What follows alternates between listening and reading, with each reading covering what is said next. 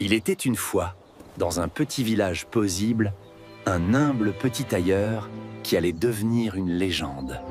Le petit tailleur travaillait seul dans sa modeste boutique, créant de beaux vêtements pour les villageois. C'était une chaude journée d'été, et notre tailleur travaillait avec diligence sur une nouvelle chemise. Ah, quelle belle journée pour coudre!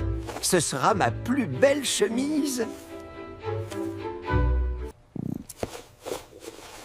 Tout ce travail m'a donné faim.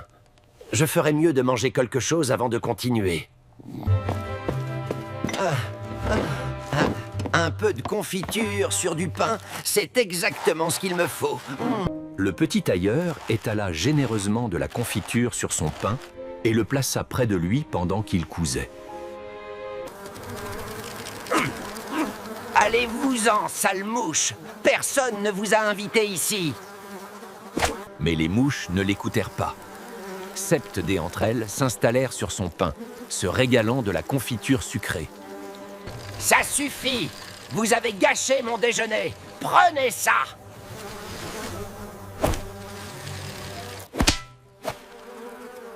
D'un seul coup puissant, le petit tailleur frappa les mouches avec toute sa force. Incroyable! Je les ai toutes tuées, les 7 d'un seul coup! 7 d'un coup! Quelle force! Quelle habileté! Le monde entier doit connaître cet exploit.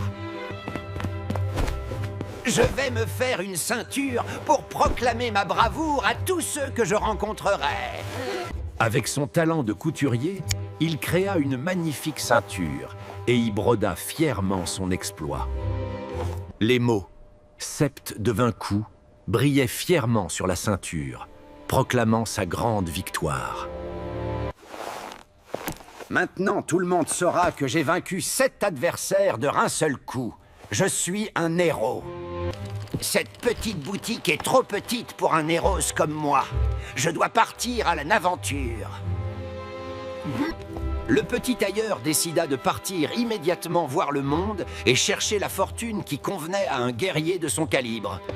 Une petite souris vivait dans la boutique du tailleur. En voyant le fromage, elle sortit de sa cachette. « Ah, petite souris, tu veux venir avec moi dans mes aventures? Tu seras mon compagnon fidèle. » Le petit tailleur plaça la souris dans sa poche. Il était maintenant prêt pour sa grande aventure. Au revoir, petite boutique. Bonjour, grand monde. Les aventures nous attendent. Alors que le petit tailleur traversait le village, les gens remarquèrent les mots sur sa ceinture. Regardez! Il dit qu'il en a vaincu 7 d'un coup. Il doit être un guerrier puissant. Les villageois pensaient qu'il avait vaincu 7 hommes d'un seul coup. Sa réputation grandit instantanément. Merci, merci mes amis. Je ne suis qu'un humble tailleur en route vers la gloire. Le petit tailleur quitta le village et prit la route qui menait vers des terres inconnues et des aventures extraordinaires. Quelle magnifique journée pour commencer une grande aventure. N'est-ce pas, petite souris? Bientôt, le chemin mena le tailleur à une forêt sombre et mystérieuse, où peu de voyageurs osaient s'aventurer. Une petite forêt ne fait pas peur à quelqu'un qui a vaincu 7 adversaires d'un coup. En avant! Plus il s'enfonçait dans la forêt, plus les arbres devenaient grands et plus les ombres s'épaississaient. Qu'est-ce qu'il y a, petit ami? Tu sens quelque chose? Soudain, le petit tailleur découvrit un géant terrible endormi contre un marbre. Le monstre était aussi grand que 3 hommes. Un géant. Les gens penseront que c'est l'un des 7 que j'ai vaincu. Je dois être maître malin. Le petit tailleur, bien que petit, était très intelligent. Il décida d'approcher le géant avec prudence. Ces pierres me seront utiles. Regardons ce que nous pouvons faire avec un géant endormi.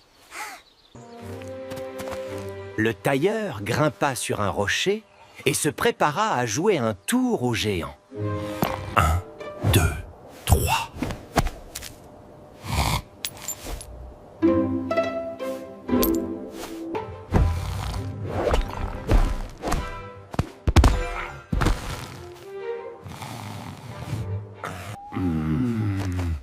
Moustique gênant.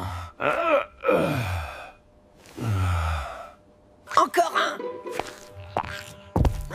Celui-ci est pour le nez. Le petit tailleur continua à lancer des pierres, une après l'autre, jusqu'à ce que le géant se réveille complètement. Qui ose me déranger? Qui me frappe pendant mon sommeil? C'est moi, le héros qui a vaincu Sept d'un coup. Te voilà réveillé, paresseux. Sept d'un coup? Tu as tué 7 hommes d'un seul coup? Oui, Sept d'un coup. Et toi, tu n'es que d'un seul. Ce serait trop facile. Je ne cherche pas d'ennui avec un guerrier aussi puissant. Peut-être devrions-nous être amis? Des amis? Peut-être. Mais d'abord, tu dois me prouver que tu es digne de mon amitié. Oui, je ferai tout ce que tu veux. Je suis très fort. Ah, regarde. Arracher un arbre? C'est tout? J'ai vu des enfants faire mieux que ça. Alors regarde ceci. Je peux lancer un rocher plus loin que quiconque dans le monde. Le géant lança un énorme rocher qui vola si loin qu'il disparut au-delà des arbres. Impressionnant, mais mon rocher ne retombera jamais sur terre. Regarde! Voilà! Mon rocher s'envole vers les cieux et ne reviendra jamais! Incroyable! Ton rocher vole! Tu es vraiment le plus grand guerrier du monde! Pardonne-moi de t'avoir sous-estimé, grand guerrier. Je serai ton serviteur si tu m'épargnes. Ainsi, par son intelligence et sa ruse, le petit tailleur vainquit le géant sans lever une épée. Relève-toi, ami géant. Tu m'as bien diverti. Je te laisse en paix, mais souviens-toi de ce jour. Au revoir, géant. J'ai d'autres aventures qui m'attendent. En avant! Après plusieurs jours de voyage, le petit tailleur arriva au royaume, où régnait un roi puissant, mais inquiet. Le château du roi était rempli de chevaliers courageux et de gardes vigilants, mais aucun n'était aussi confiant que le petit tailleur. Halte! Qui es-tu et que veux-tu dans le château du roi? Je suis le grand guerrier qui a vaincu Sept d'un coup. Je viens offrir mes services au roi. Sept d'un coup? Nous devons informer le roi immédiatement. Suivez-nous, grand guerrier. Le petit tailleur fut conduit dans la grande salle du trône, où le roi tenait sa cour. Le roi était troublé, car son royaume était terrorisé par 2 géants féroces qui vivaient dans les montagnes. Est-il vrai que vous avez vaincu 7 adversaires d'un seul coup? C'est vrai, votre majesté. Et ce n'étaient pas mes seuls exploits. J'ai aussi vaincu un géant dans la forêt. Le roi vit une opportunité. Si ce petit homme était vraiment si puissant, peut-être pourrait-il sauver le royaume. J'ai une proposition pour vous, brave guerrier. 2 géants terrorisent mon royaume. Si vous pouvez les vaincre, je vous donnerai la moitié de mon royaume et ma fille en mariage. 2 géants? Eh bien, c'est moins que 7. Je les vaincrai facilement. Excellent! Mes gardes vous conduiront aux montagnes demain à l'aube. Que Dieu vous protège! Qu'est-ce que j'ai fait? 2 vrais géants cette fois. Comment vais-je m'en sortir? Au lever du soleil, le petit tailleur fut conduit au pied des montagnes, où vivaient les deux géants terribles. Les géants vivent là-haut dans une grande grotte. Ils ont terrorisé notre royaume pendant des années. Bonne chance, guerrier. Ils sont partis si vite. Bon, petite souris, c'est juste toi et moi contre deux géants. Nous devons être très intelligents. Le petit tailleur grimpa lentement la montagne, son esprit travaillant furieusement pour trouver un plan. Les voilà. Ils dorment. C'est ma chance d'utiliser mon intelligence plutôt que ma force. Les deux géants étaient encore plus terribles que celui de la forêt. Ils pouvaient détruire des villages entiers. Souviens-toi de notre tour avec le premier géant? Cette fois, nous allons faire en sorte qu'ils se battent entre eux. Si je peux les faire croire que l'un frappe l'autre, ils se battront.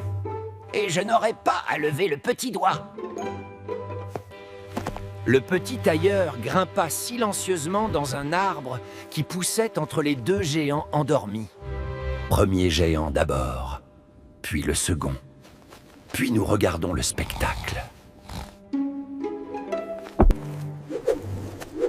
Le petit tailleur lança la première pierre qui frappa le géant roux au visage.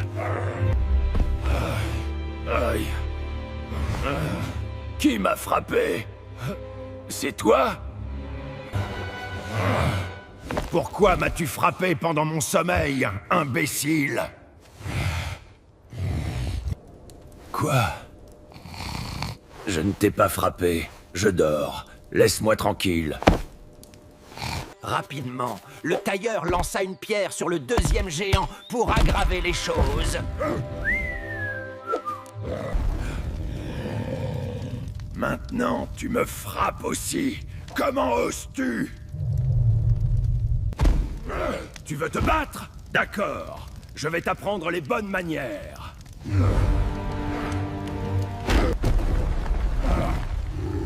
C'est toi qui as commencé. Je vais te montrer qui est le plus fort. Parfait!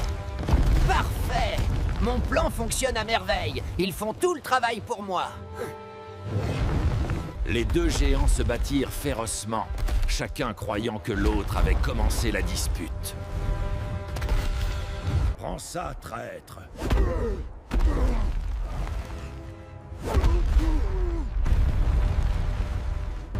La bataille devint de plus en plus violente, jusqu'à ce que les deux géants s'épuisent complètement. Je ne peux plus continuer. Bien. Eh bien, vous avez vu ce qui arrive quand on défie quelqu'un qui a vaincu Sept d'un coup?